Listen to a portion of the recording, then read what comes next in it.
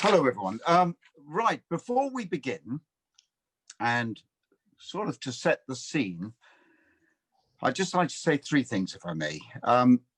First of all, I noticed in a blog that Bill put out, it might have even been today, that he used, when referring to this week, he used the word unique. And I can't disagree with that at all. I think that's amazing. But I would like to add a word of my own, and that's that I see this as the word is adventure. I see this as a kind of adventure, and it reminds me some years ago when a friend told me about someone's grandfather who had died, who was apparently an amazing chap, and his on his tombstone, on his epitaph, read, "He never said no to an adventure." And I've often thought about that. What a great thing to say about someone. And sort of adventures come in all shapes and sizes. They don't have to be life-threatening affairs. They can just involve making a decision to go out one day and do something that you don't normally do. Now, this particular week is interesting. If I can put that in context of what I'm thinking about, I love, as the three people that spoke just now, Lois, it sounds as if you got them all primed. They were so great, weren't they? But I love going to the Watermill. It's a wonderful together feeling with however many people you have there. And it's amazing that every single time, and I've been there, going there for 10 years, every single time we end up with having all of us survived 7 days together. And we're all such different people. We all get together and we survive. And I think that's because there is a very firm common interest, which is painting, in my case, our case. And if I relate that to what's happening this week, we've got how many? 114 people at the moment on today's session.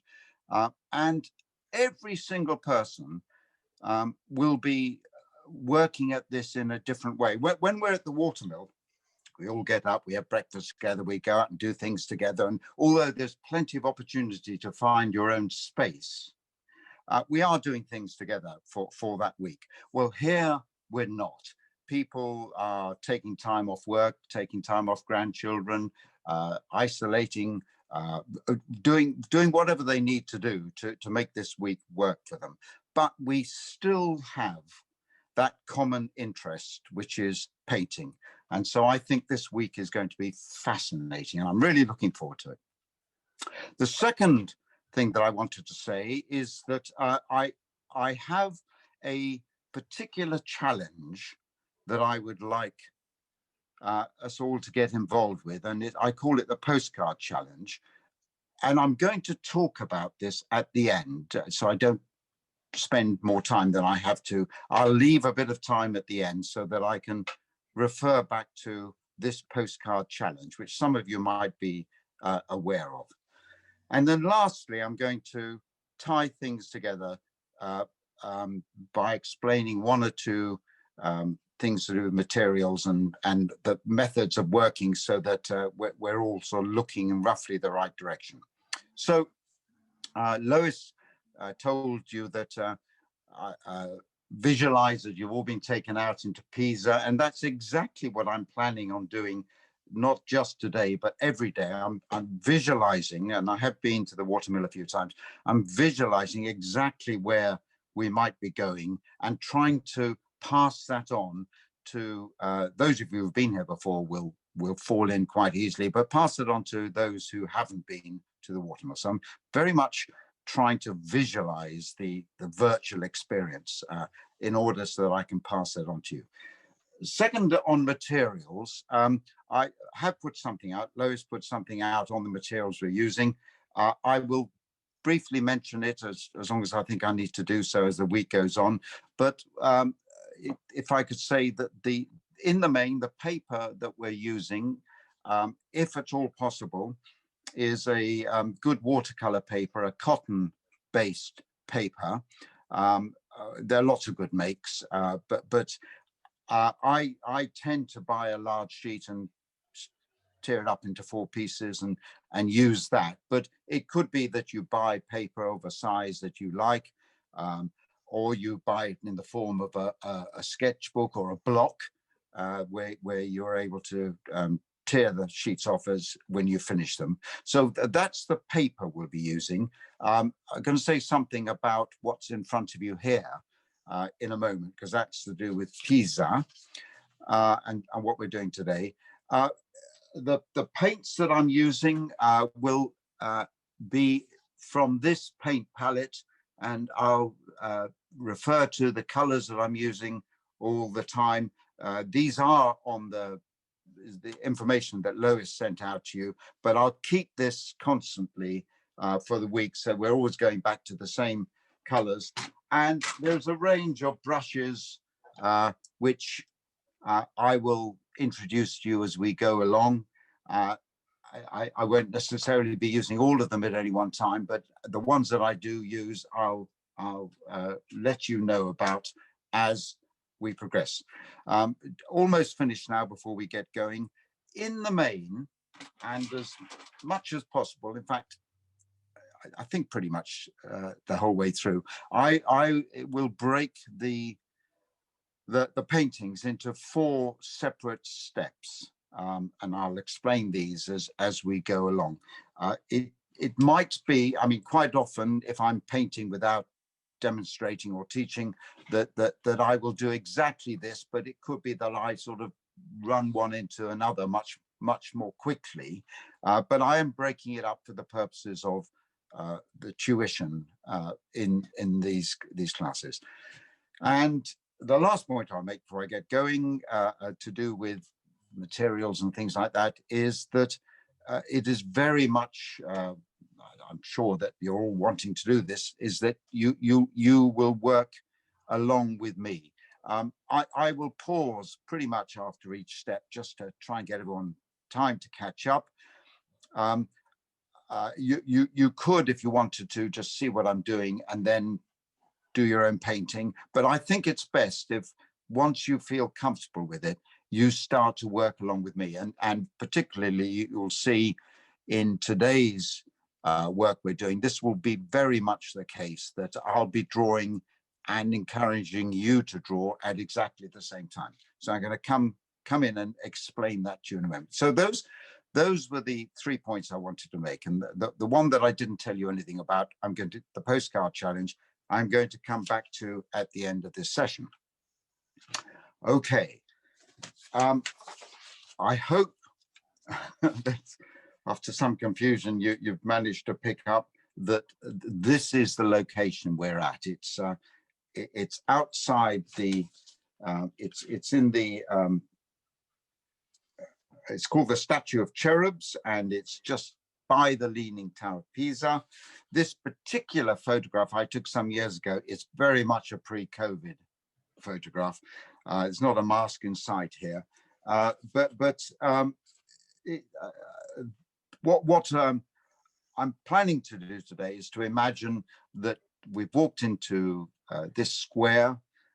We've seen this particular view, sat down somewhere on a bench or whatever, got out a sketchbook and something to draw with and a bit of paint.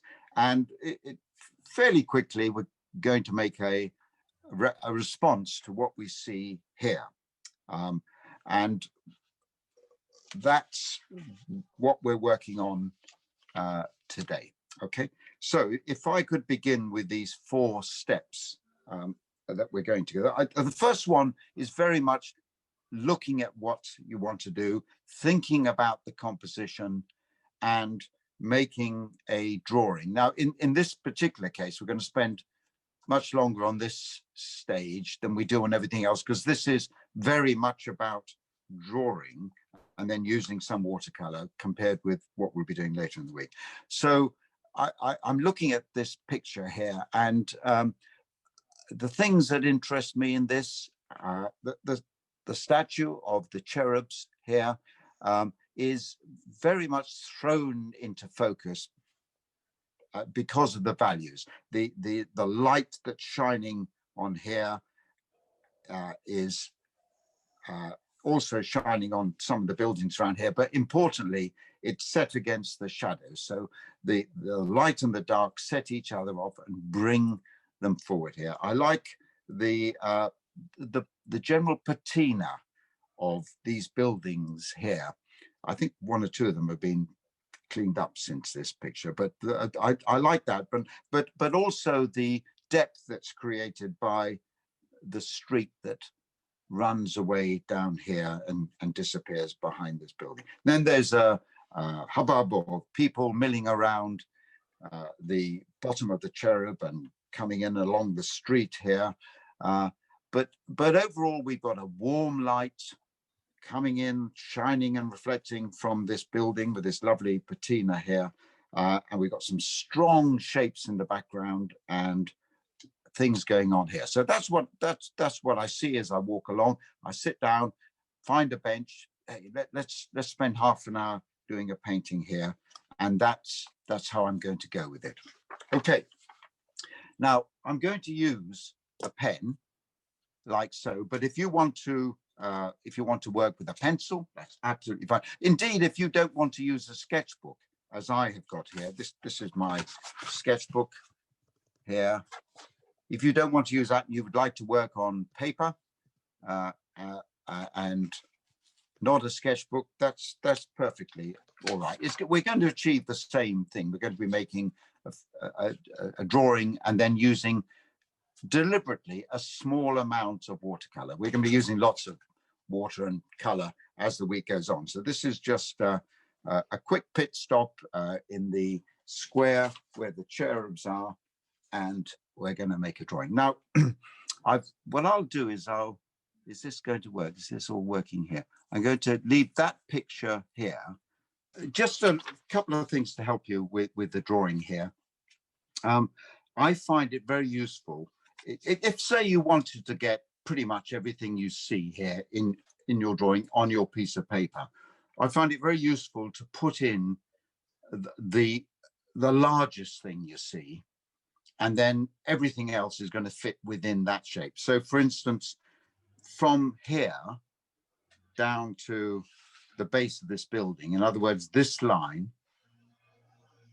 is pretty much the biggest thing that's here. Everything else fits into it. We've got a bit of space underneath here for the foreground. So if I taking that as an idea, just made, let's get this set up.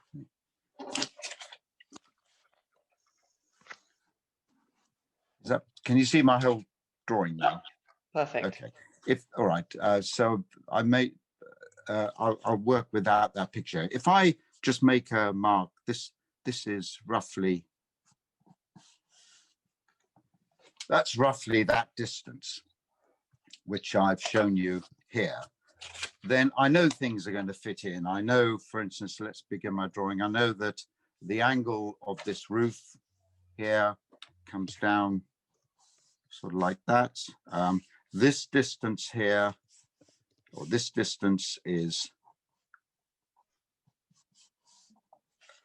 of that building is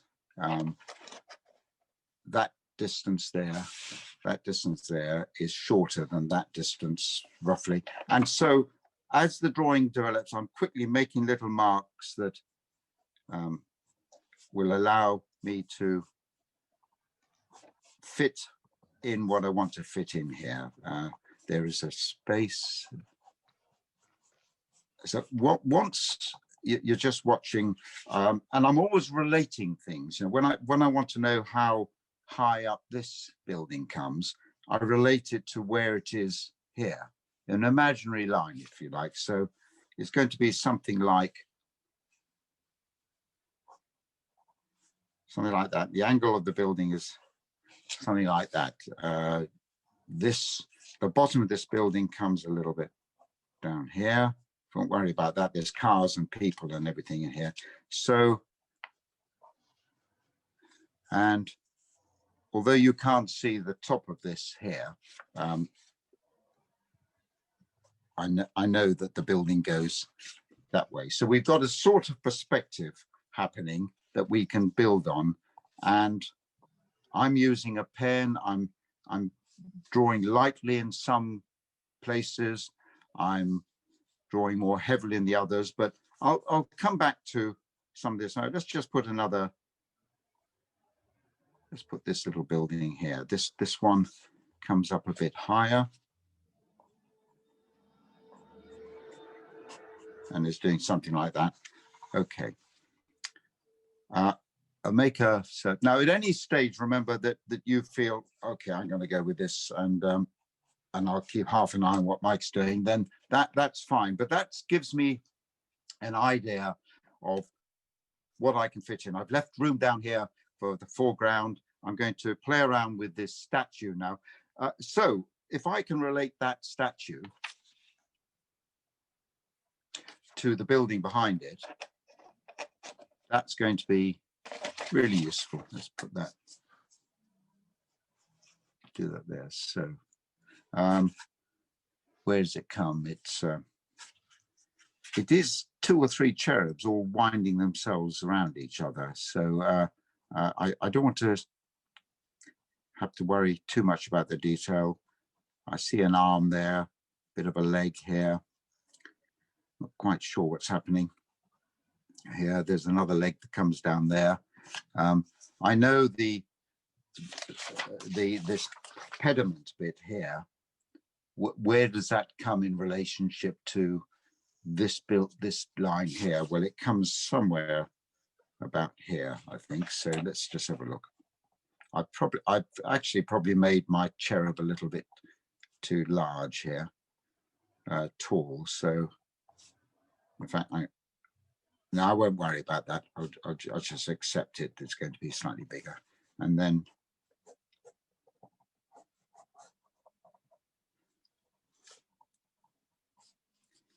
so there's my statue base forming itself here. I might alter the bottom of this building. Let's just see. It comes down something like, we've got lots of people.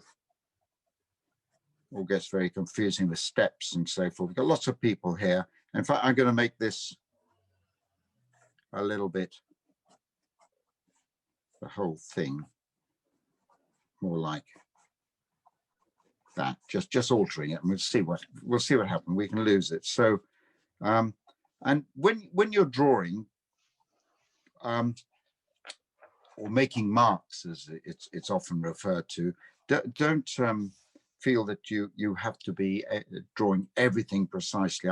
I'm just making marks here, which I'm aware that I'll pop in later on and put some color on them. So I don't need to be too precise with what I'm doing here. Right. Now,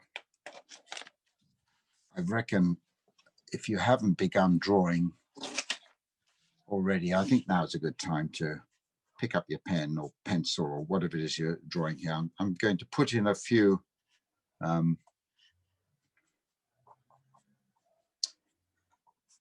windows and things. Again, nothing too precise. And if you're wanting to try and relate it to what's going on, just imaginary lines. And, you know, for instance, this bit here, if you want to know precisely where it comes roughly in line with here. So it's sort of like that. Again, we've got some interesting arches. Just make a suggestion of those here at the moment. I'll come back to all these people and things that are going on in here. And so the drawing progresses.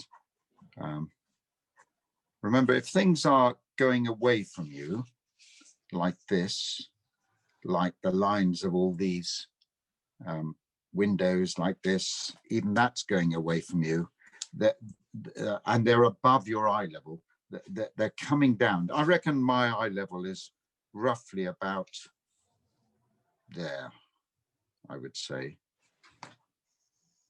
So everything above that going away is sort of coming down to it. You'll see me putting that in as I go through my drawing. Now you can be as precise as you want, but I would say that if I'd taken you to Pisa and I said, right, okay, guys, you got half an hour to do this drawing before we'll move on to see something else. You're not going to be fussing too much about exactly how many windows are on there. There was an English autistic boy called Stephen Wiltshire some years ago. Some of you might have heard of him, who had this most amazing ability to look at something, go away back to his hotel and draw everything. I mean, he would draw vast urban sweeps of London, and he'd get every window right, the numbers of windows. He had a mind that took all these things in. Well, quite extraordinary. But unless you have a mind like that, just make some sort of a stab at making marks like this. Remember that things will get closer together the further away they are.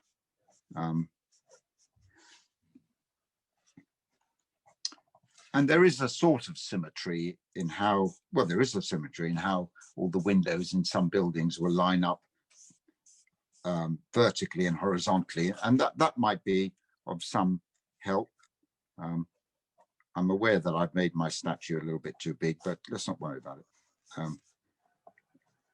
We haven't got time to worry about it. So here we go. There's a sort of veranda here, which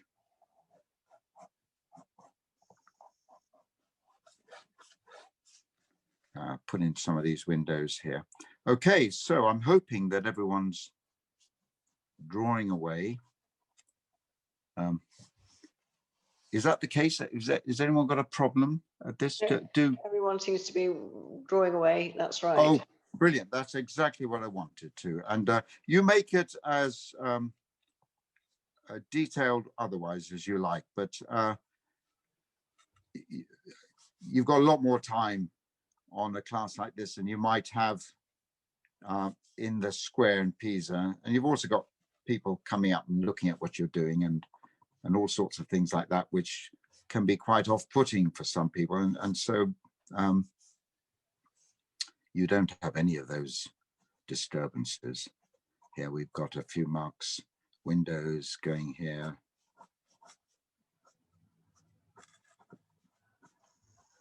I was in this square this year when I came on a course, and I noticed, in fact, this was the photograph I took this year, but a slightly different view of it.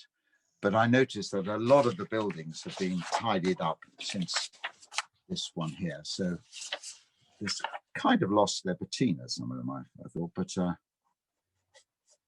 it was still wonderful. Okay, and now I'm very much in a position to draw in, if I want to, figures. You don't have to. It could be I don't know how busy Pisa is at the moment. Maybe with this lockdown and everything, you might be the only one sitting there drawing. I don't know, but you can put in really as you want. You can make it as the photograph is. Let's put a little figure here. When you're drawing figures, and we'll be doing a little bit of this as the week goes on, make them a bit bigger. I think possibly the biggest mistake that we make is to make people's heads too big.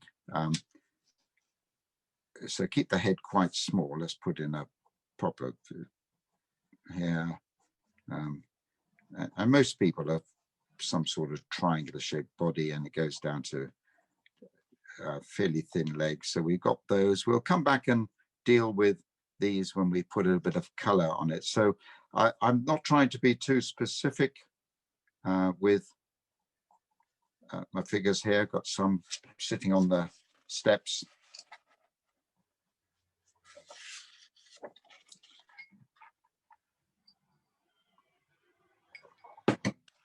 Now we can just get on with our drawing, I think.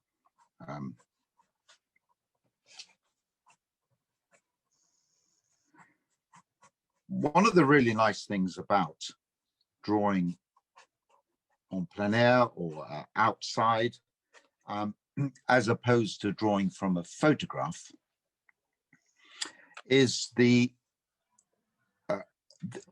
a certain need for urgency when you're drawing outside. All sorts of reasons. It may be too hot, the flies may be getting at you, it may be too wet, maybe raining, maybe too many people annoying you, and all of that sort of thing. But you're having to make decisions, prioritize what it is you put into your drawing. Sometimes when you sit down in a comfortable environment, as we are at the moment, that's in some ways you want to be careful. That's possibly a recipe for your work maybe not having a sense of immediacy. So I think the best way of overcoming that is to work quickly. Sometimes just even set yourself a time limit and work towards that certain sense of urgency. You're having to rush through it, but you're probably making some decisions which are good. Now there's a figure here I'm putting. He's larger than the others, and he's just a bit bigger than the others here. His feet sort of come down to this line. He's got a dog. Let's stick the dog in. Again, I hope I'm conveying the fact that I'm trying to make just a few marks here and not be too precise with my drawing.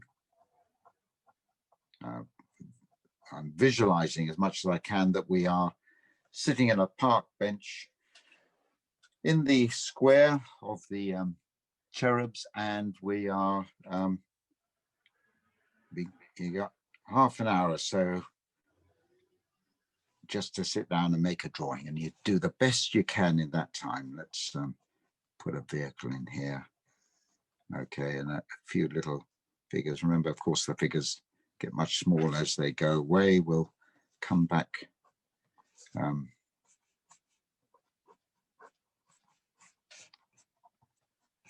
Put a car in here.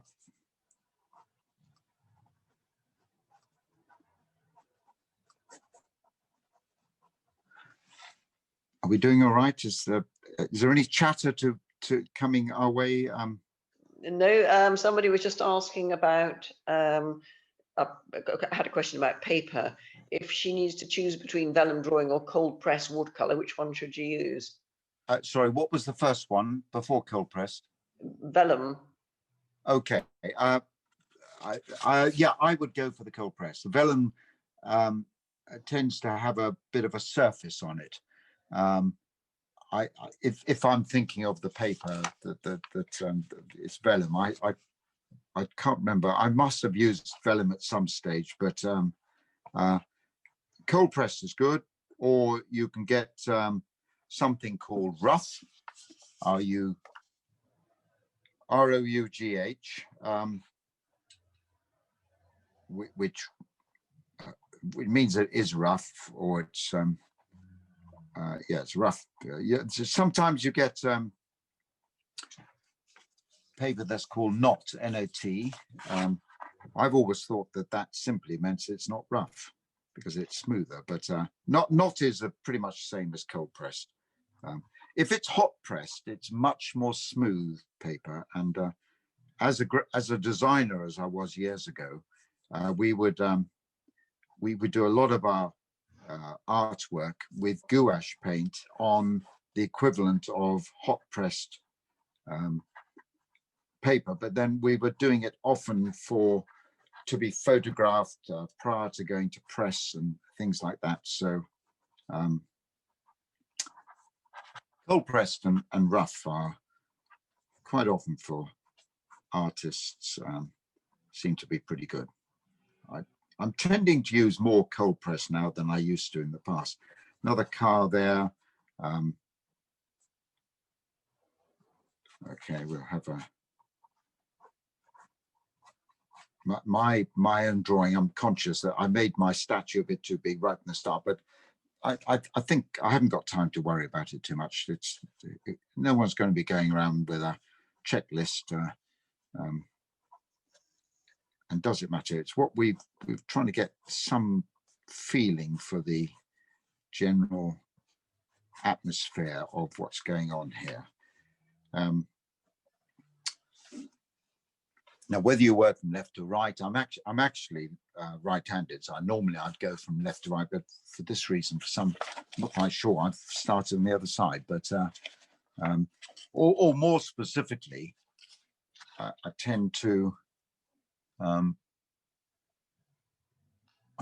jump around. Is everyone able to see that sketchbook drawing? All right, Lois?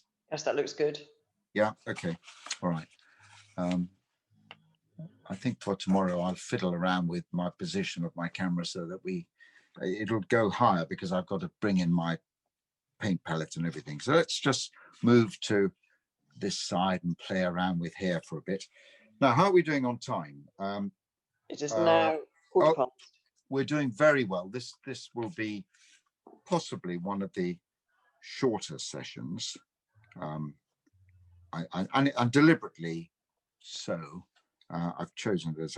I very much see this week, I'm putting little figures in here, is that I talked about the sort of movement of people going around here, and kind of getting that by making, I very much see this week as a sort of mini course in watercolors and drawing and so forth. I'm conscious, and I've selected deliberately what we're doing so that there is a sort of development as the week goes on. I'm also conscious that there's a big range of experience people coming on this week, and I know that in fact I think there's even one of the tutors here, isn't there, Lois? Yes. Yes. Yeah, well, I'm honored. I really am. Mary, I think it's Mary Paget, isn't it? That's right. That's right. Oh, well, I'm deeply honored, Mary. It's great to have you aboard. But so we've got people who are very accomplished. I know from the online sessions I've been doing before, and some of the pictures that are sent in, they're really nice work that's going on. I mean, not just nice, but very professional and executed really well. And then we've got other people who are very unsure of themselves, or haven't done much, or just need to refresh their skills. A big range of people here. So I'm trying to juggle it so that there is something for everyone here. And one of the things about actually teaching live is that you've got a group of people in front of you, and you very much get a feel for whether people are taking in what you're saying. You can see from the eye contact and all this sort of thing. Well, we don't have that here, so I'm sort of running blind with this a little bit, and the chat and the contacts and all of that are all really valuable. Now these, I'm just making little lines here, roughly where the line of the windows will go. So I don't have to be too precise, but it just helps with the perspective of it all. I'm relating these windows to these windows here. That's I don't know what goes on up here. I can't see it in the photograph, but we'll worry about that in a moment. So my plan is that we'll spend a little bit of time on this. Often in these 4 stages that we go through over the week, this first stage will be the shortest one. Sometimes it will hardly involve any drawing at all, very little. In this particular instance, we'll be sitting down, maybe working on a sketchbook or something like that. As it happens, the first stage is the one that's going to take longer. The rest of them will be much quicker. So I'm hoping that will all add to a variety in the week. So we're not doing exactly the same things We'll see.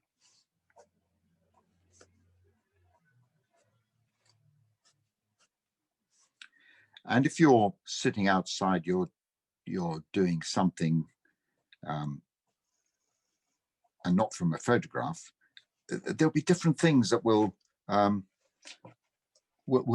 catch your attention. Here, the camera has frozen everything and kind of caught attention of various things. This chap walking from right to left here with his dog and everything. Well, if you're sitting there, everyone's moving around here. It's really difficult. And one of the things, and we'll be going to a market on Tuesday and doing some work where we got people moving around in the marketplace and colours and noise and all that sort of thing. One of the things you get used to when you're working outside and maybe taking a sketchbook is just making reference points, like the things that aren't moving around, the building, the statue, things like that.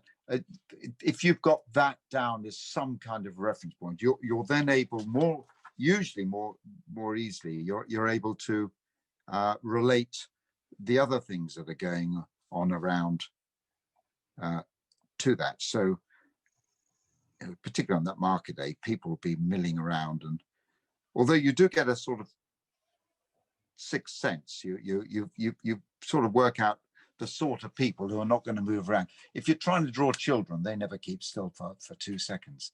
But maybe the older people standing in the market square having a chat, they're probably going to be chatting for quite a long time. Or the person sitting down with a newspaper, or increasingly the person who's on their phone. Even if they come off their phone, you could put money down that they'll be back on their phone in a few minutes and always coming back to the same sort of position. You sort of get a feel for that. Now here we got people milling around. Here we got the good fortune of having a photograph, which helps us do that. If all my lines were exactly the same, I think the drawing would possibly be a little more sterile, a little flat, but I'm trying to place, I'm actually thinking about placing emphasis by making darker marks. For instance, look at this statue here. Where do I want to place a bit of emphasis? Well, under here, that's quite good, and I'm using slightly heavier lines you can see up there, where I think it might be a good idea to place so it's a little more emphasis. And in other places, I'm just running. How I do it is I'm sort of lifting and running my pen up and up off the paper, and my default is to put a light lining, but I'll go in and make darker marks, back of the car there, for instance, where I think I can place a little more emphasis. I have to say, and we've got plenty of time to go off and do this, what I really like doing is drawing, when I'm drawing in ink. These pens are great, and I like to use the thickest nib that I can get hold of. The thickest I can get hold of is a 0.8. Some people like to draw with much finer ones, but I like to. But what I really like to draw with is a bottle of ink and a nib, or sometimes just a stick or the end of a paintbrush, something like that. And what I like about that, I won't do it for this. And in fact, one of the problems is that this is not very friendly if you spill it when you're sitting out on a park bench and you've got your nice holiday clothes on, and well, you ruin them if you spill this on it. But this is black Indian ink, and dipping it in. And what I like about this is you almost get an uncontrollable. Let's just do a little bit of drawing. You always get an uncontrollable line the first bit you put down is full of ink, and you're getting you're making marks which are even more broken up than the ones that I've been making here. Sometimes like that, it didn't come out, and then sometimes it does. But I like the unpredictability of drawing with that, and so whenever I can, I do. I've just finished illustrating a book for one of my grandchildren, and which is now gone off to the printers, and all my drawings are done with this and this ink, and then I use some watercolor on them rather than using that. But this pen is, of course, very much more friendly when you're going out and about. It's so easy to carry, and you're not likely to spill black Indian ink all over yourself.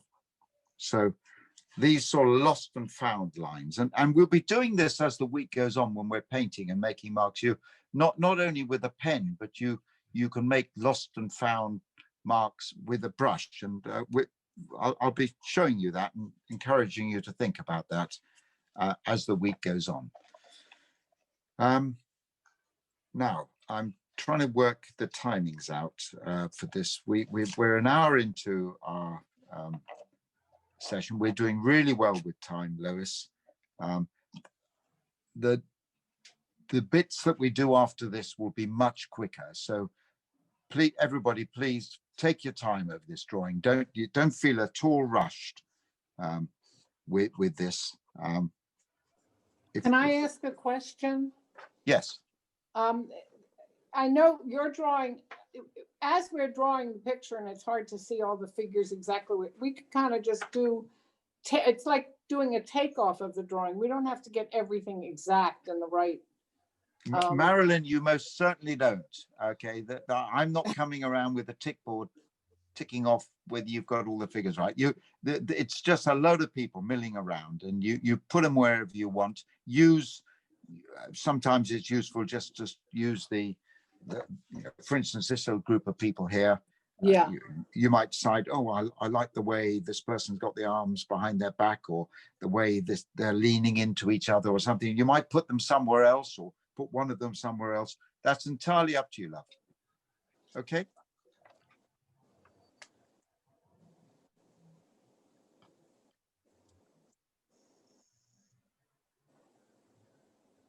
I think my experiences throughout my life, really from child onwards, is that probably what I enjoy most about making art, making paintings, is drawing. Not necessarily the drawing for a painting, but just drawing for drawing's sake. And I use a sketchbook a lot, and I use it for no other reason that I just want to draw. I don't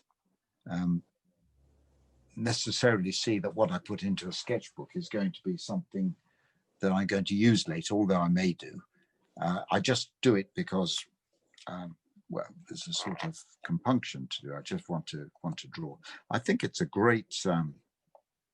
If I were a music teacher, I think I'd be encouraging you, if we were a virtual music class of 114 people, 15 now, someone else has come, I would be encouraging you to practice every day, to spend time practicing every day. Well, I don't think it's very different from being an artist. I don't think there's many days I go by when I don't draw in some form or another. And as a consequence, I've got boxes and shelves full of sketchbooks. But they're there only, and they actually are wonderful in that they form a kind of visual diary, almost a sort of better visual diary than you could possibly make with photographs and so forth, because you've spent time, invested time looking at something, making decisions about what it is, the marks you want to put in, the things that are important, and it's uncanny, really, years after having done a drawing, looking at a sketchbook that you did years ago, how the moment that you were in when you did that piece of work, however slight it might be, will come back, a bit like often things do with smell. I think smell is an amazing thing for bringing back memories. Well, so drawing. So just drawing for the sake of it. We're going to be doing one other drawing like this on a Wednesday, but these are the only two we're going to be concentrating on the drawing. Everything else we're going to be very much more concentrating on the painting. But I just wanted to vary the week a little bit here. Let's put another window in here.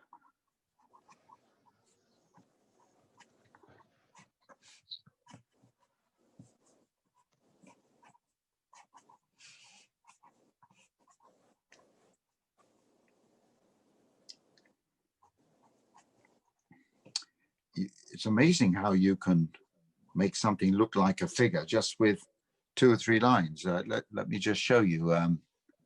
Here, I'll put a figure in here, just a little, and you put a figure in. At least you put something in that people will believe is a figure. So when we come to do the painting on this, this is very much a line drawing I've done here. It's very linear, and to be honest with you, it works just as well as it is at the moment without necessarily doing any painting on it. But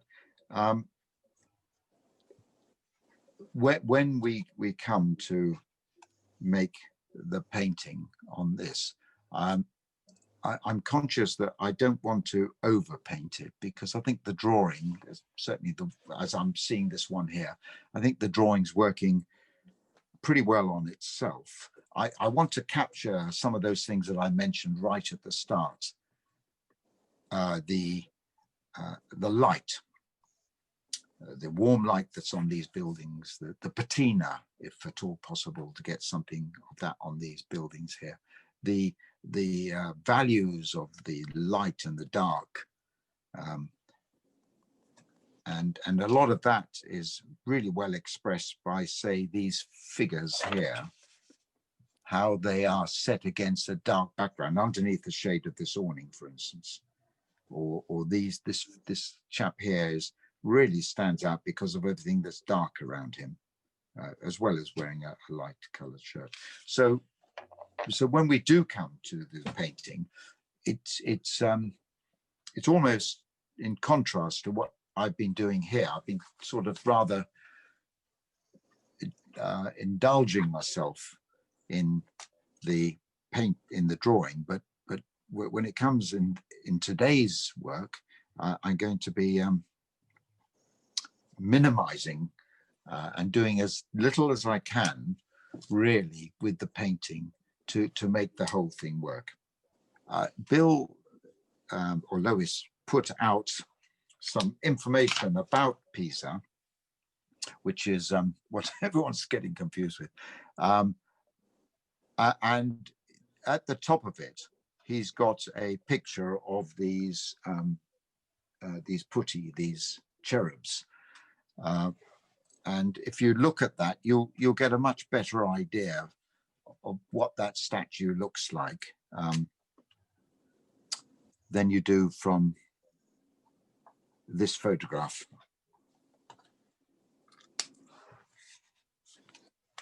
All right, I'm just playing around with some foreground now.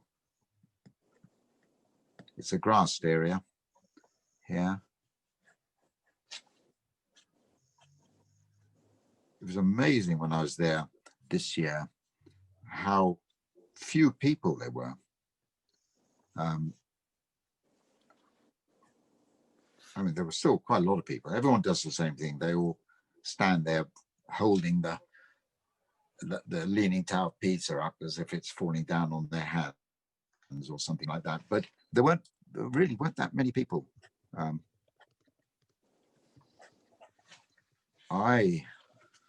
think I've pretty much got to the end of my drawing here.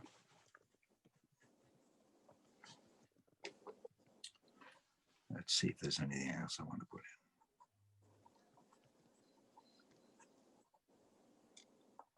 There's an absence of aerials. You normally get aerials all over the place.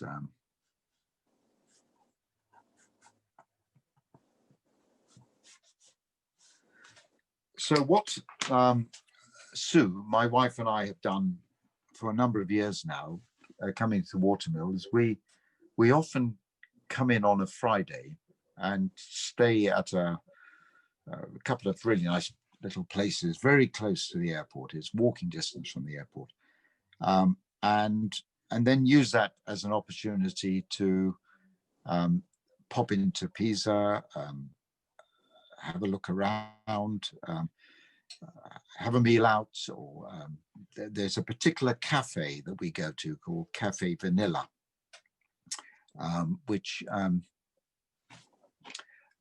does a sort of happy hour thing. What's the orange drink called? Aperol. Aperol, yes. Well, an Aperol, a couple of those, and although this year with the social distancing, it wasn't the same as going to a table and helping yourself. But we often do that, and although I think this photograph that we're using here was probably taken after. Of course, we went and stayed in Pisa for a couple of days before we moved on somewhere else. But whether you're going there before or after, whether it's a very short trip or whatever else, I thought we'd bring it into this virtual week as it's something that you might have an hour or two to spare, and you're waiting at the airport, and you decide to make your way into. It's actually very easy to get in. There are lots of public transport gets you in very easily to this part of Pisa. Or it's it actually might be walkable as well, isn't it? They might. Yeah, it is. It is absolutely. Yeah. Not. Yes, it is. Yeah, and in fact, we did that. We used transport once, buses, and we walked another time. Very easy. So I thought we'd set the scene in this week by actually not going straight to the watermill, but doing something in Pisa, because a lot of people do, and I thought it was nice. And tomorrow, I'll mention tomorrow briefly at the end of this, just so but tomorrow we will be at the watermill. Although we get to the watermill, in fact, on a Saturday, don't we? Yes. So Pisa, I have to say, is a great place to go and visit. I mean, I think the Leaning Tower is, and the square that it's in is gorgeous, and it's well worth a few hours visit, isn't it? Yeah, it's lovely. It's great.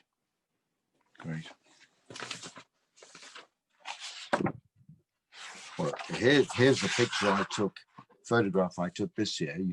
You can see there are not many people around. There are some people around, but not a lot.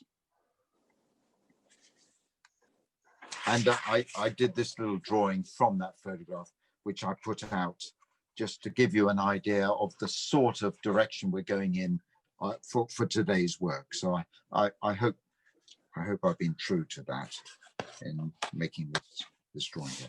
I think, Lois, I'm not going to do any more drawing to this. I'm going to come and deal with some. Let's put another figure in here, maybe. Let's have somewhere. Where's the light coming down? Yeah, put another figure, slightly larger. When I go out and just carry around a sketchbook, I often, for years now, I take a little painting box like this, they call it this is Winsor & Newton. They call it a field box, but it's really helpful. You can put your water in there. You can open it up. That's the cutest thing. Oh. Yeah, you can open it up, and the colors I use here. I can talk about this maybe another time, but I don't want to get too confused with these colors. Are the same as these colors, but not so many of them. And I also, when I bought the set, I got rid of all the paints that were in it, and I put my own. These are all artist quality paints in it. I also have put in here the biggest brush that I can find, and I fitted it in by cutting it off there so that it works itself in there. And the other brush which I find very useful is some sort of a little rigger brush, which I've also cut the wooden handle off so that it can fit in there. So I quite often do all the work in my sketchbook with that. If I'm able to take a larger set of watercolors around with me, then that's great. This is a lovely little set because that contains the water, goes in there, tip it in there, and you can also mix up here. I'm not going to use that. I'm just showing that to you, but I'm going to use this set because that's what I'm going to use for all of the work that I do. So although I don't always carry this around, I don't carry this around with me because it doesn't fit my pocket very easily. This one does, and it's great for that reason. You get lots of different versions of this. I think this must be my third or fourth one. They eventually break, and I just go and get another one because I find them so useful. Incidentally, all my grandchildren have got one of these. Well, when they get to a certain age, they all know they're going to get one of these as a present. Right, so I'm this paper in this sketchbook. This is a Moleskine book, and the paper is not as heavyweight as the watercolor paper I use, but it is quite good because it's quite absorbent. There must be a big cotton rag content to this paper here. The point about cotton rag is that it absorbs the water and the color, the pigments, more so than say like this photocopying paper here, which has got a glaze over it. And you can put paints and things on here, but they don't absorb. They sit on the surface, and you get very different sort of edges. This is a really good compromise, and I'll just show you something.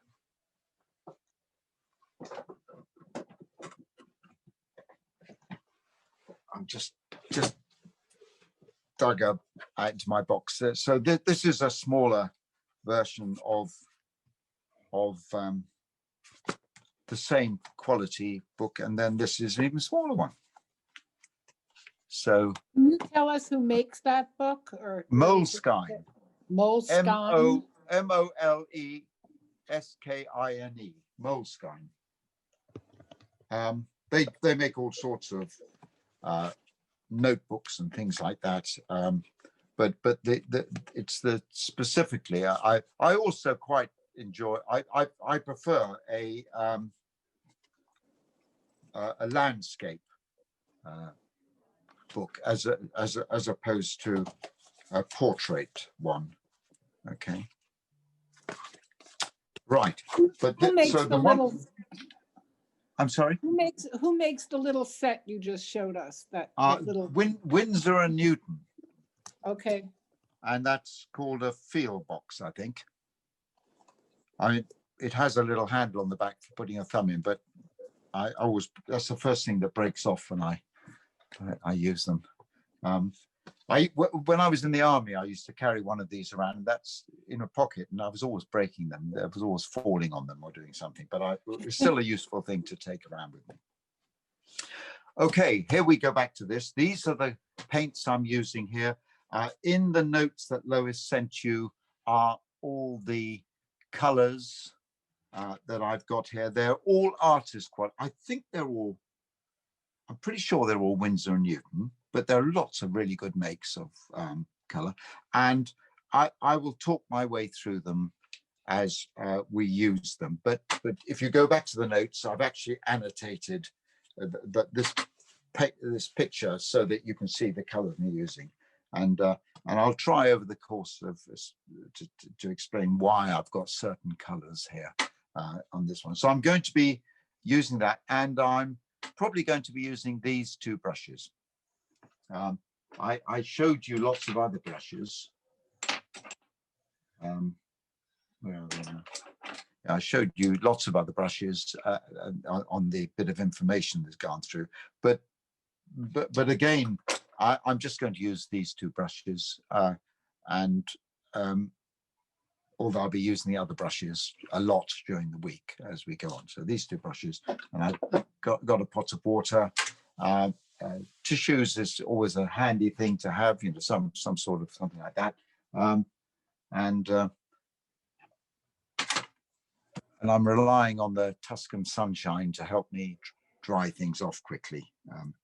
But if it's not working, I'll use a hairdryer as we go. Okay, so I did say with this that we do as little as possible with this, because in a sense,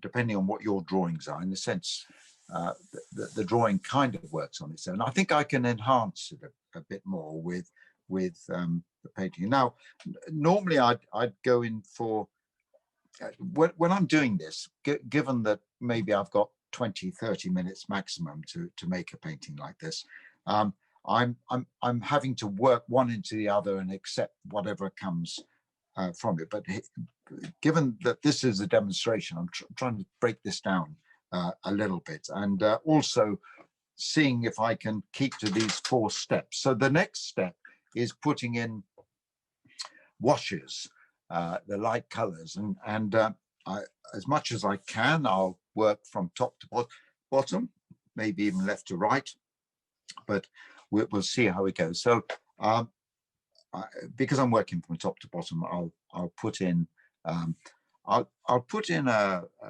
sky. I'm trying to think what time of the day. I've got a feeling this is evening, an evening light in this one, but that's not. So the colors that I'll put down for this is ultramarine blue. Yeah, it's a warm blue compared with the other 2 blues, which I'll talk about later. But I'm going to put ultramarine blue down here. I'm using this little mop brush, which is a squirrel hair brush, which picks up a lot of water. That's the great thing about it. I'll put my sky in here and leave out the things. That's the only, if I wanted to, at this stage, everything's wet.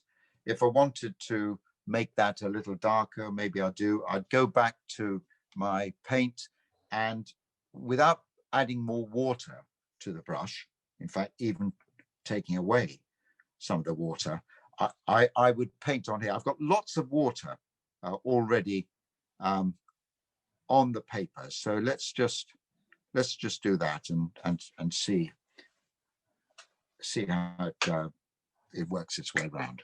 Okay. And it's kind of painting itself here because it's also wet. Okay, I want to create some of the light that exists around all these buildings, this lovely warm light that is here. And for that, I'll use raw sienna. It could be that you've got yellow ochre, something like that. Not yellows as such, if you can avoid it, but something like that. And this is a stage where we're just putting washes in, and it's a stage where I'm trying to give some indication of the warmth of the light. Now, if there's anything that I want to keep white here, then maybe I wouldn't paint over that, but there isn't anything really I want to keep white. So I'll pop that down there. If say I wanted the cherubs to be lighter, then maybe I'll just get rid of some of this, take out. By the way, the pen I was using was a permanent one, so when you put water over it, it shouldn't come up. Maybe another occasion I'll talk to you about the really interesting things you can do when you don't use a permanent pen, such as this one, when you have a one that is soluble in water. That's fascinating. Maybe on Wednesday I'll show you something about that, because that might be appropriate then. So I'm putting in here this warm color. It's a background color. I will be painting over it. Everything's, don't worry about the shadows. Everything is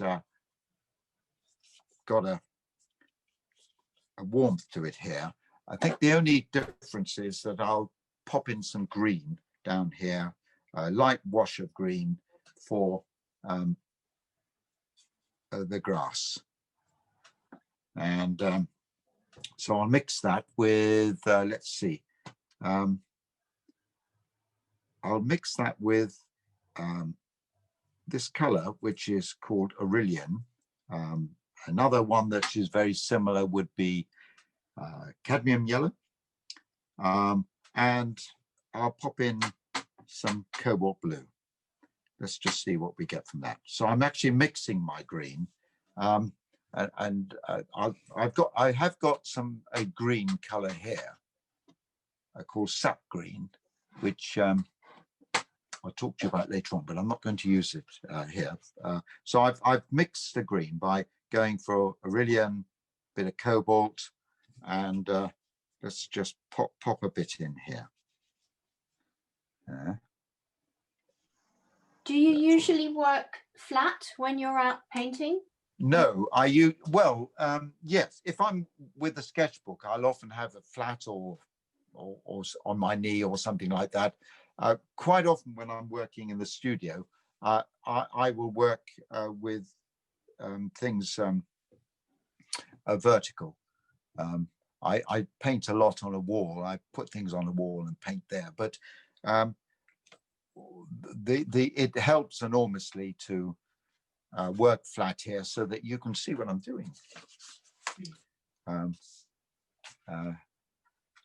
I think the first online session I did with Lois, or I tried working vertically, and it was a disaster.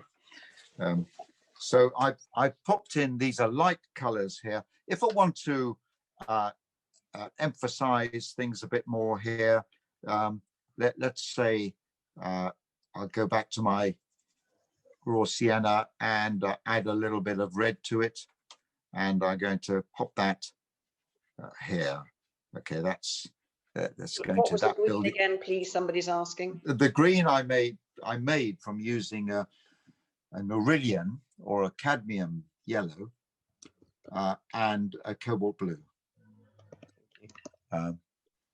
It's that sort of mixture. So having at this stage, I'm just popping in some colors which will be useful when we work dark over them. So I think I'll keep this one more or less.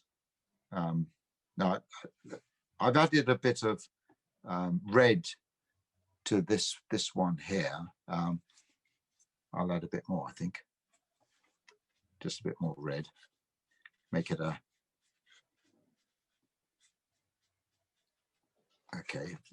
And I'm going back to my yellow raw sienna and just putting a bit more of that down. So that when I come to painting all these buildings in, the underlying color of this building here will be have a sort of red feel to it. It's going to be covered in shadow anyway. And then I think, let's just have a look. Which red did you use? Sorry, somebody's I asked. used Windsor red. Right. I just dropped it in. I mean, I have a crimson red here, which you could use. You just get a slightly different kind of orange here. And I think at this stage, I'll just, you see, I'm almost using my brush on its side dry and leaving little bits showing. I talked about getting this patina that is in the photograph, and this is part and parcel of doing it here. Now, do I need to do anything else? I think not. I think that's the sort of washes, the statements on the washes I've made here. Yep, we'll I'll add a, I'll just make this a bit.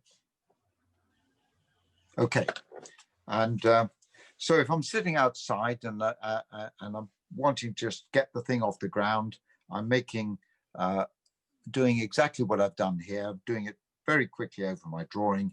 This is the second step I'm talking about, and this is light washes. I'm not trying to put in any colors, any shadows.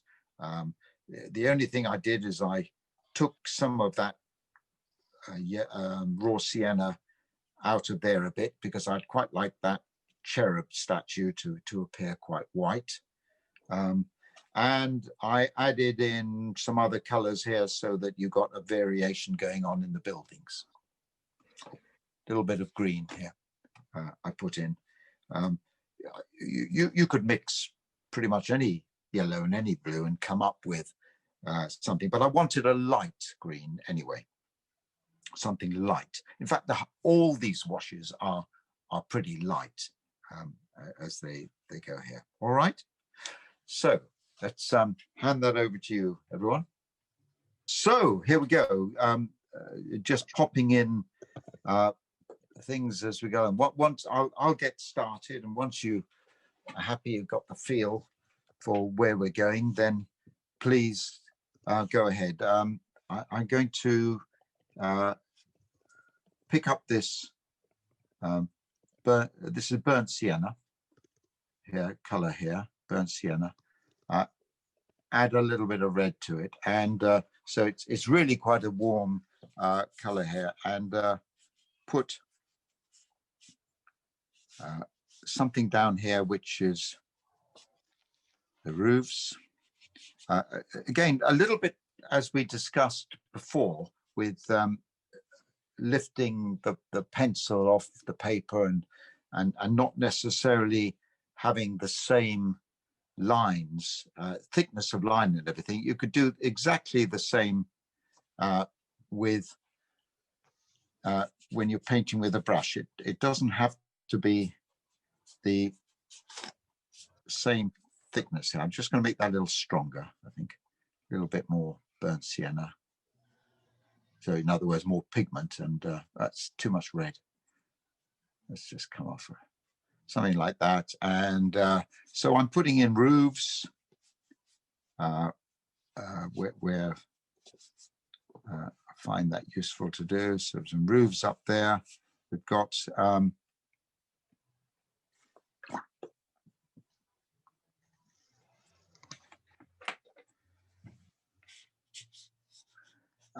I was talking about this patina here, and I'll see if I can create even more patina, and I'll do that over here. Can you see in this photograph that there's lots of flaking paint and exposing lighter colors underneath and darkers on the outside, all to do with age and the wonderful patina. So I'm going to, in this instance, I'll pick up this raw sienna, and I'm going to use this quite thickly. So I haven't loaded my brush with a lot of water, and maybe a little bit of this burnt umber just to darken it ever so slightly. So this is quite there isn't a lot of water on this, and I'm just going to just make it a bit darker still. No water, no more water needed. A bit darker, and I'm just going to, using the edge of my brush, making marks here. I hope you can see that I've left little bits showing through. In fact, I'm going to make it darker. Sorry, Mike, I was drawing my paper. What colours are you using at the moment? I've used raw sienna, and I've added some burnt umber to it, just to mess up. Can you see the sorts of things that have happened there? Just to, I'm not going to worry about it too much here because the sun's full on it, and it was really just to mess it up a little bit. Okay, these lines, and because I'm using the edge of my brush, and because I'm not using a lot of water, I'm getting hard edges coming in. I haven't tried to make them exactly as they are on the photograph. It would take too long to do that. So I'm just breaking it up, just adding a sort of patina to it. Yeah. Okay. Thank you. Right. This veranda, let's just pop something in for that. That's I think I'll mix the same sort of green that I mixed before, but I'll probably put more blue in, more cobalt blue in. So that's an Aurelian. That's an Aurelian. And adding more cobalt to it is making it a sort of darker thing here. And let's just put. Now, some of this is going to be based on, is going to be in shadow. I want that green to be more. I'll add some more blue. Let's see. I think a good color for that would have been Viridian, but to try and match it to this anyway. But anyway, I haven't done that. So I've just made a statement like that, and been happy to drop in little bits of blue as well. So it's not an absolutely smooth surface, just as if you're painting your dining room wall. So let's throw in. What I'll do is I'll either paint around or avoid the figures as much as I'm able to do so, and we'll come back to the figures here. So this color, let's just see how this goes. I've got my raw sienna and burnt sienna. I'm going to put in under here. Quite often you look at the photograph and you'll see something and there's a color there that you like. Well, I looked at it and I thought, well, it's quite an orangey color. Let's just add a bit of red. You get to you should be able to just sort of make up your mind roughly what colors you want. So there's going to be shadow underneath this veranda, but let's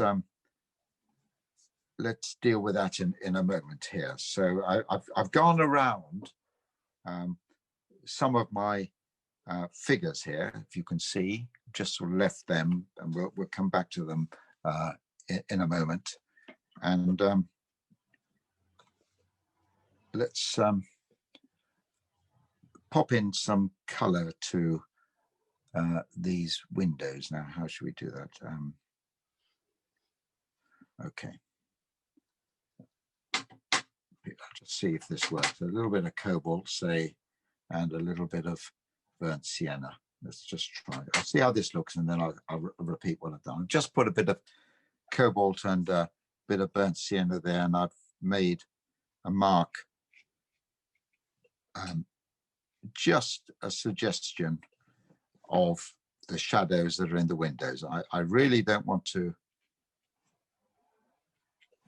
give too much information here. I think just like that, this will all help to give the impression of the light catching these out. I've just popped that in there. I think that's fine for the moment, and I'll do the same here. Now, notice I'm not trying to square off the marks I'm making, the windows, and try and get those precise. I'm just making one or two little marks there. What is the colors you're using for that? And the colors I use for that, I mixed up a sort of gray color with cobalt blue and some burnt sienna.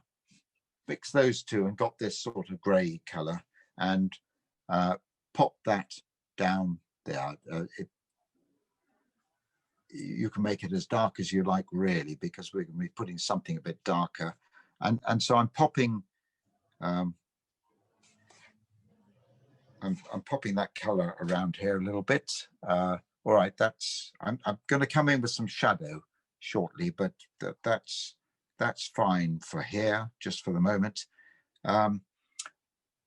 Do I want to do anything around here? Probably not. Or around here. Let's just have a look. These windows in this building and this building, let's just pick up a bit of burnt sienna and add a little bit of cobalt, ultramarine blue. So I'm just a bit of burnt sienna and a bit of ultramarine blue. The color below the green on the this. Yes, the color below the green. I used Aurelian and cobalt. Fine. But I use more blue in it than I did there. Okay. Okay. And here again, I'm popping in it again. Can I suggest that you don't try and paint as little as you can with these windows here, and you don't try and make it precise. I'm just putting a mark down there, and I'll do the same. I'll do the same here. Just we'll put something else in on the windows, and I added another window there, and just something like that. Okay. And what should we do down here? I'm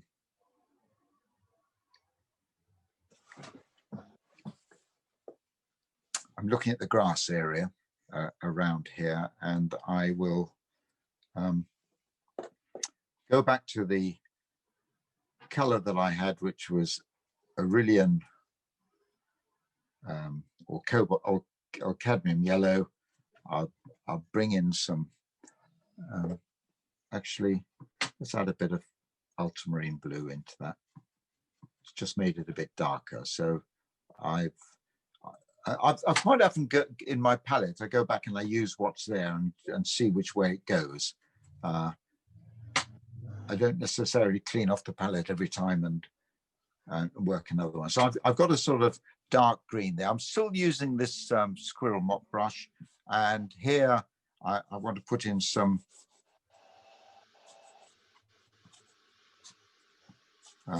in fact, I'll add a little bit more blue to that. And so I'm working over the green that was there. Let's leave this dog out. I'm working over the green that was there so that some of it shows up and allows some of the light green to come through. And particularly as things are coming towards us, I'm using the tip of my brush, you see, just to make some marks like this. You haven't pre-wet the paper there, have you? Just no, I haven't. Straight no, over dry. I'm working over dark paper, and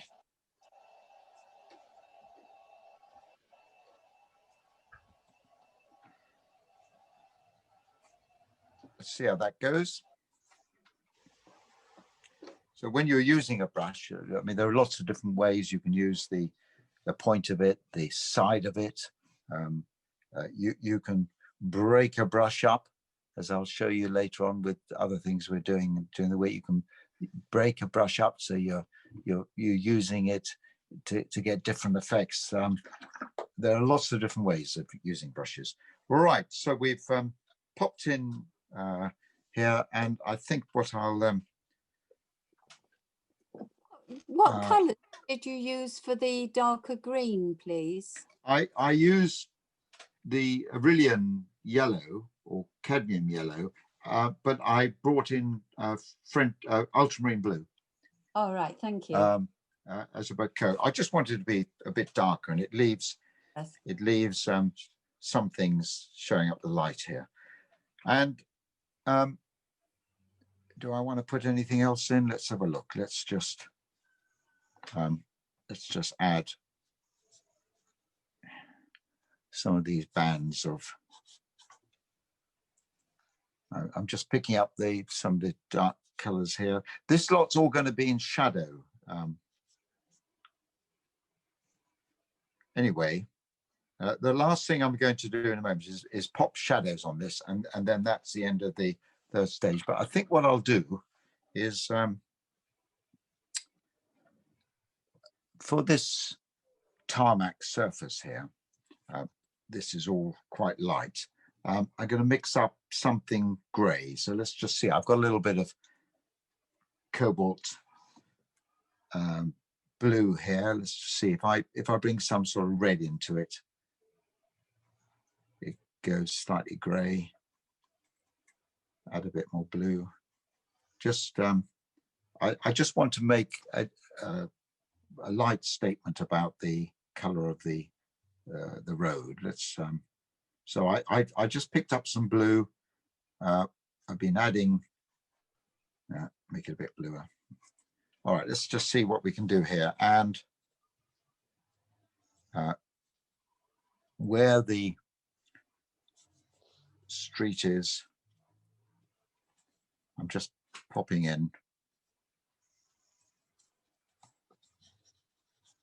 just something here. So it's not just the white of the paper. Wherever I can, I'll work around. I'll work around the figures. Yeah, that's.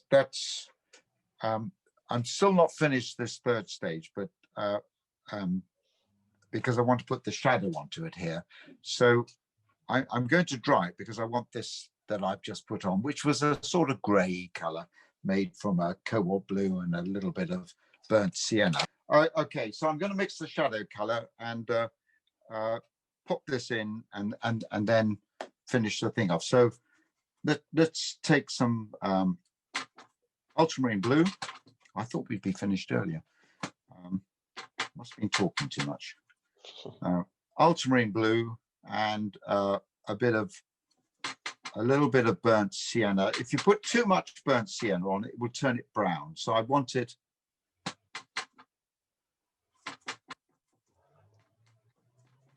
And here we're just trying to get it. Colors will always dry lighter in watercolor. So err on going a bit too darker. So here, and I also want this shadow color to, that'll probably be okay. I want this shadow color to be a sort of bluey shadow. Now, I'm going to take, again, I'm using my brush, the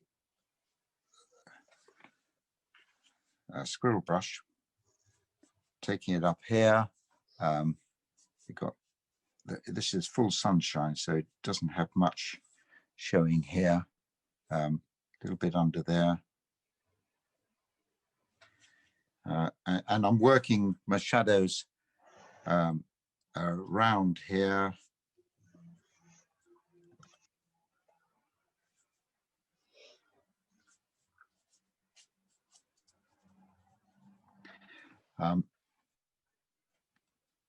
the shadows are pretty much covering this bit down here, aren't they? They work around these figures. This will dry a little bit lighter, and let's put the shadows up, which are cast by this building here.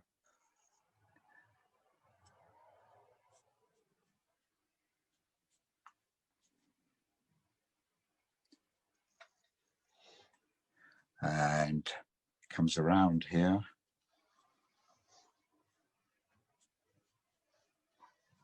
This all helps to show up the Cupid statue. Shadows here.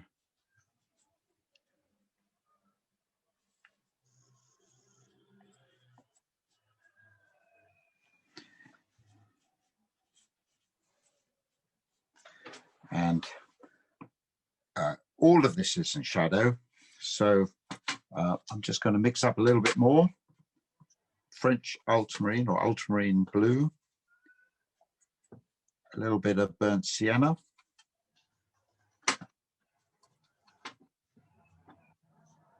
don't want it to go too brown. Let's it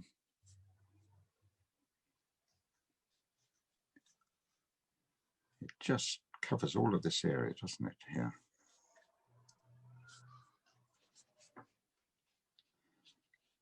And leave some of the people out.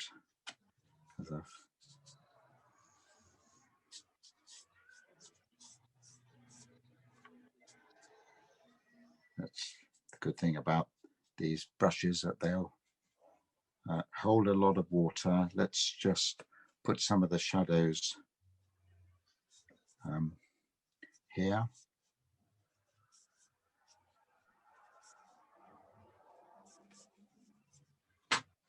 And around here. And look at this Putti statue. The shadows will be on the left-hand side because the light's coming from this side. So let's put a bit of shadow under there.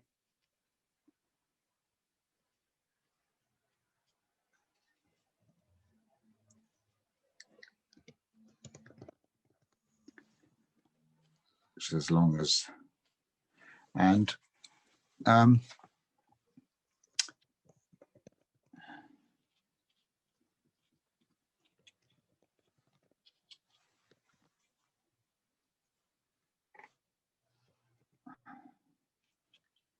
this has got flat light on it, so I can't put too much on it, but I'm just adding one or two little spots. Let's just, how much of this is in shadow? Things are here in shadow. And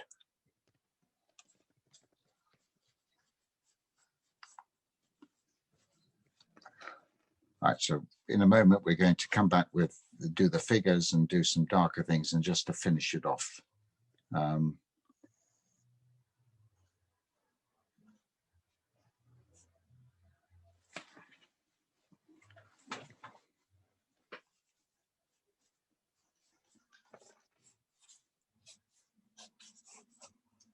And I'm popping little bits of shadow on here.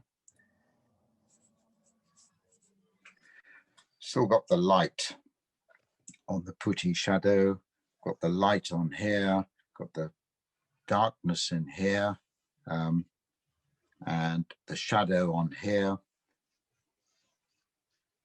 and little bits of light on sides of bollards and things like that. We can come back to them. And there, that's as far as I'm going to go on that one.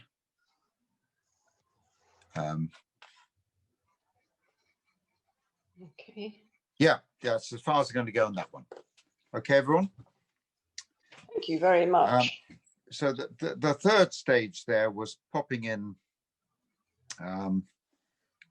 other colors. I've left the people out because I'll do those all deliberately in a moment. Other colors, things like the roof colors, things like the shutters, or if there are any, there aren't any on this one, or the windows, popping them in here, not worrying about the overall things that are in the shade just at the moment.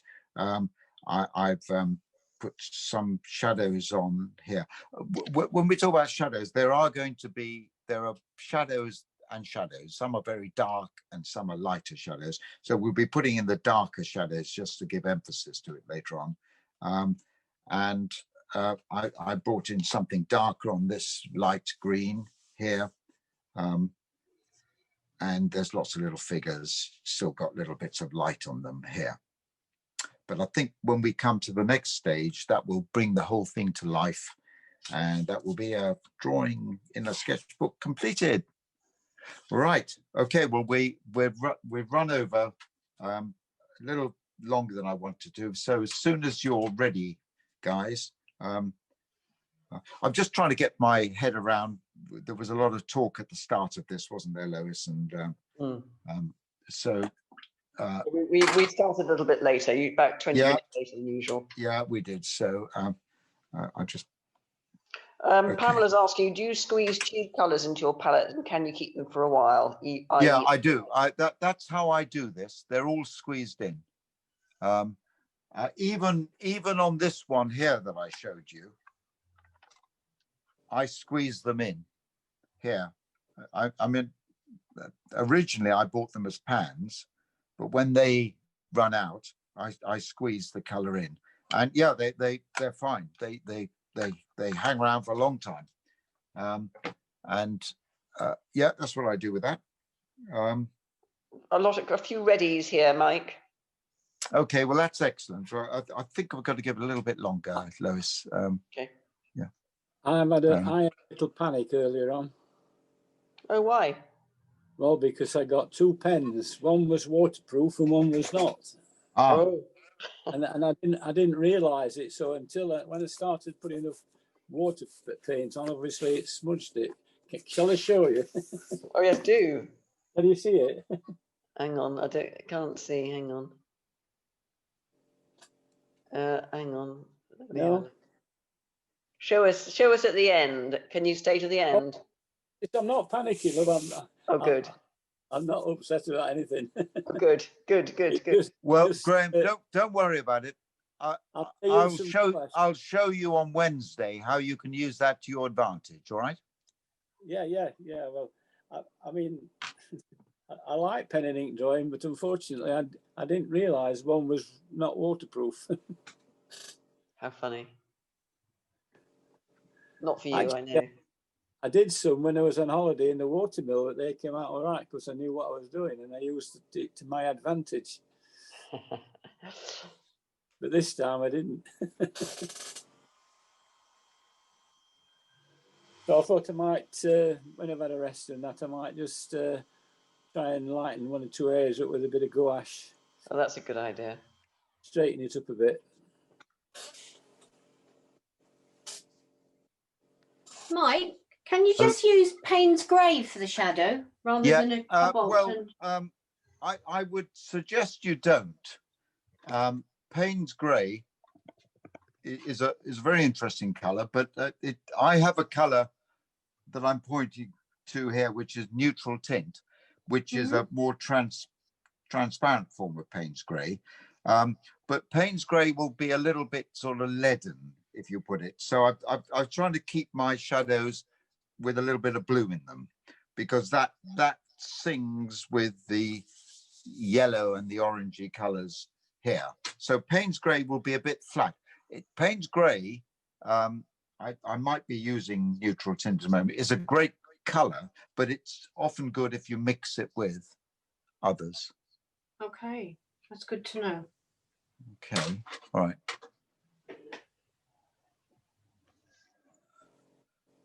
Okay, shall I move on? Yeah, do.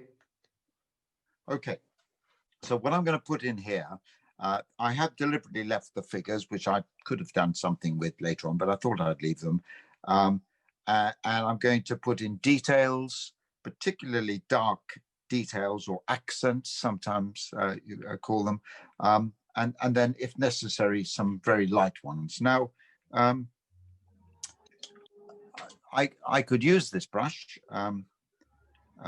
which is a good one, but I'm going to turn to my rigger here and start off with putting various colors down, which will be useful for the people. So you can make, I'm going to give this person and this person maybe here some sort of red top, and then this one and this one a sort of bluey top here.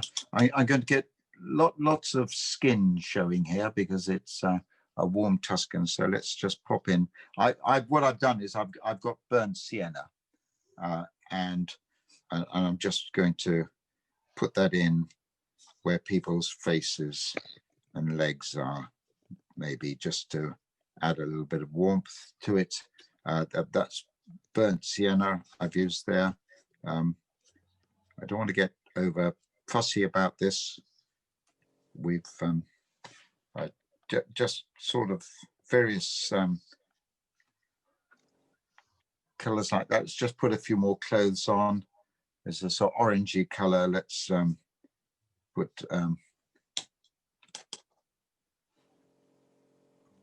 colors. Well, just a few other little. You choose whatever colors you want people to be wearing. Just so there's a sort of splash of color. And I'm just jumping around I won't even bother mentioning, I'm just jumping around my paint palette and picking up one or two little colors. Someone's wearing a bit of green. There we go. We got a few there. Right. Now going back to this rigger, and I want to bring in some dark colors here. So I'm going to mix up with ultramarine blue and burnt sienna, which is what we use for this sort of gray color, but I'm using a lot more thickly now, and I'm going for something that's really quite dark. So don't want it to get too brown, but I do want it to be dark. I could use this brush, but I may even revert to it. But let's see. So I've got something that's really quite dark here, and in here I want to. In fact, what I'll do is I'll add a little bit of neutral tint. The person who asked about the Payne's grey, you could add a little bit of Payne's grey to this, and that will just make it that much darker. But it's got the blues and the reds of the burnt. And I'm going to, again, thinking about this, I've got a lot of wet figures here. Let's just dry that.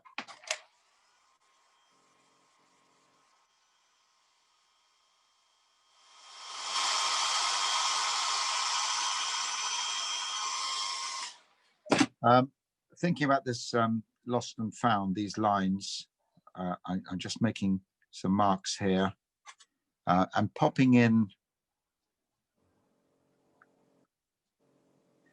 some little accents. These windows where we just made a little mark on them before, I'm making another little marks there. I'm not trying to suggest that they're anything specific, just a few little marks. You can see what the sort of thing I'm doing. Working my way around here.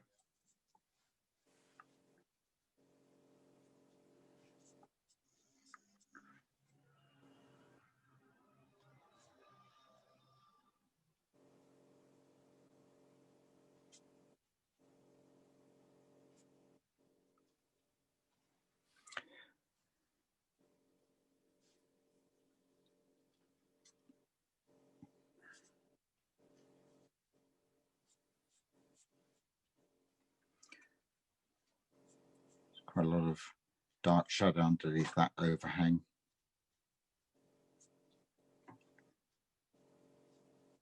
And quite often it is just making a few little marks, just add some accents to this statue.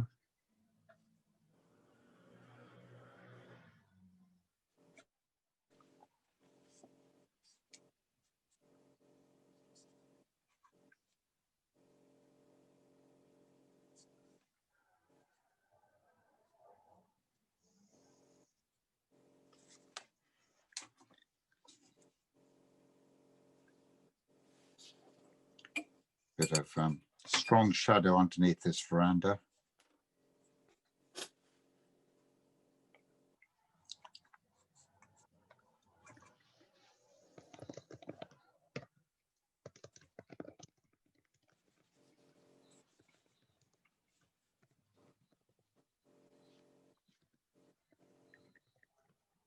Again, you probably see the sort of direction I'm going in with all of this.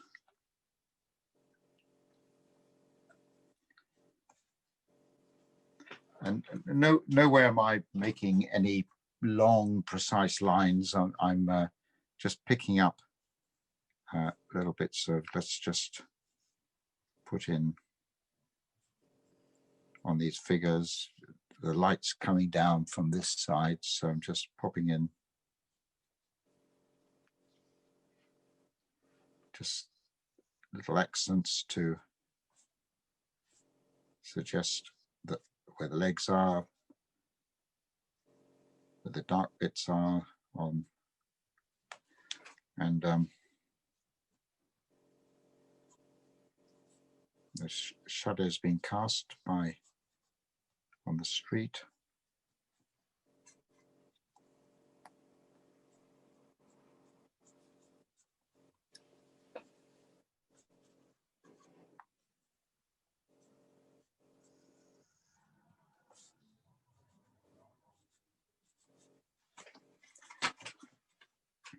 So I've still got quite a lot of paint to play around with. Let's bring in,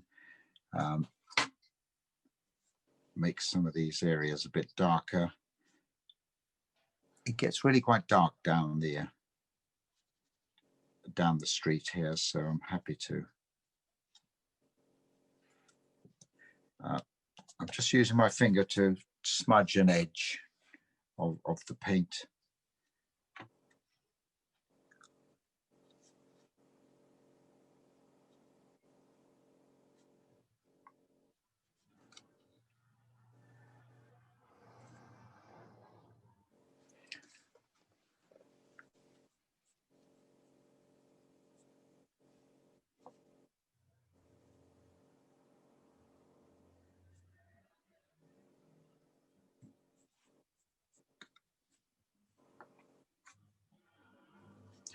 So I'm working my way around.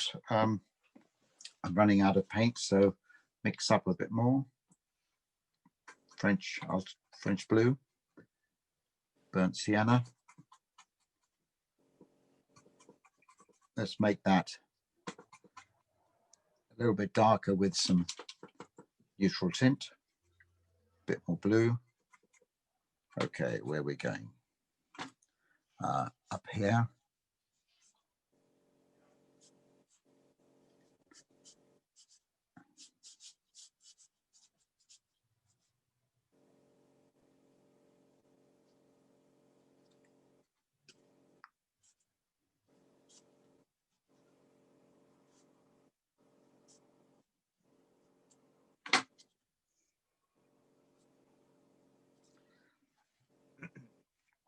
Trying wherever I can just to put a touch in and not necessarily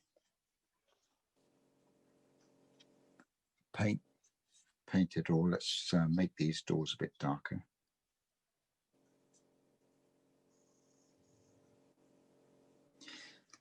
In fact, I'm going to add some more neutral tint to make those even darker still.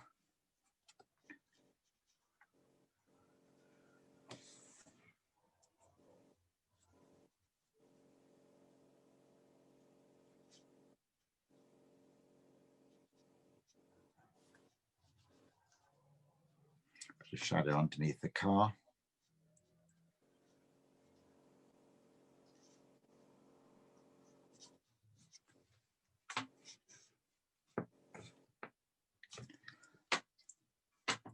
pick up the other brush.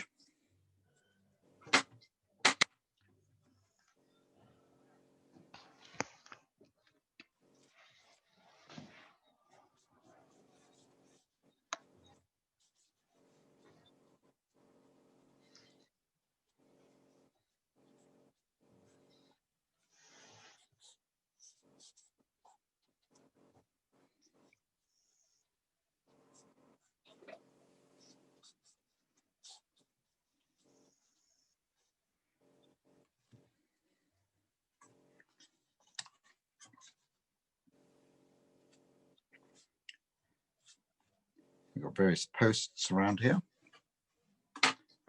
I've got an echo all the time. I've got to sort that out for tomorrow, Lois.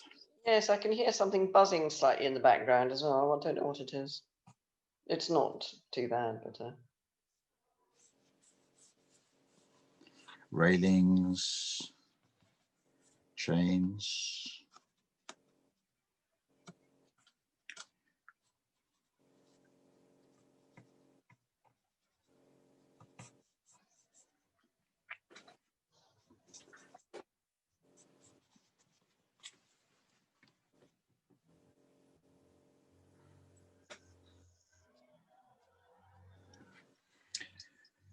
And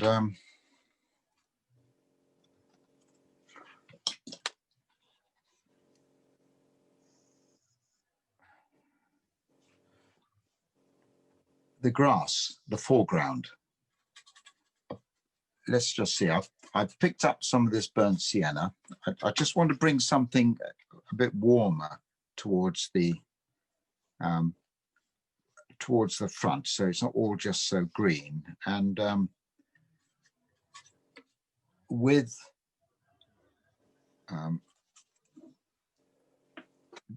just want to make a few little marks here.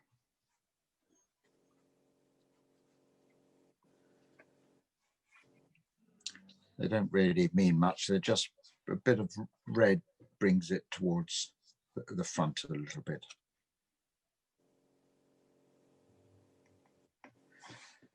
Right, that's let me just see. Don't want to do anything else for this.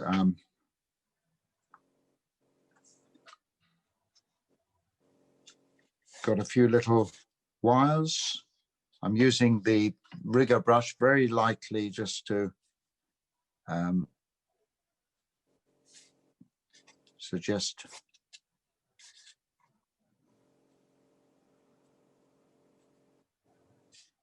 that there are some wires hanging down. There will seem to be things like that. And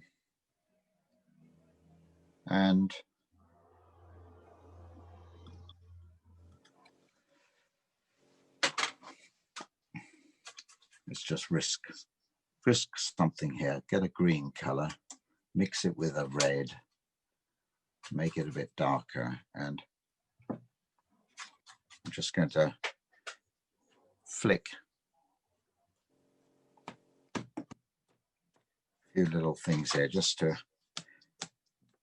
bring it forward a wee bit. There we are. Done. I would have done quite well to have done that in 30 minutes sitting at the square, but it would be something along those lines. yeah, well done. Something along those lines. I'm sure I've got something I can show you.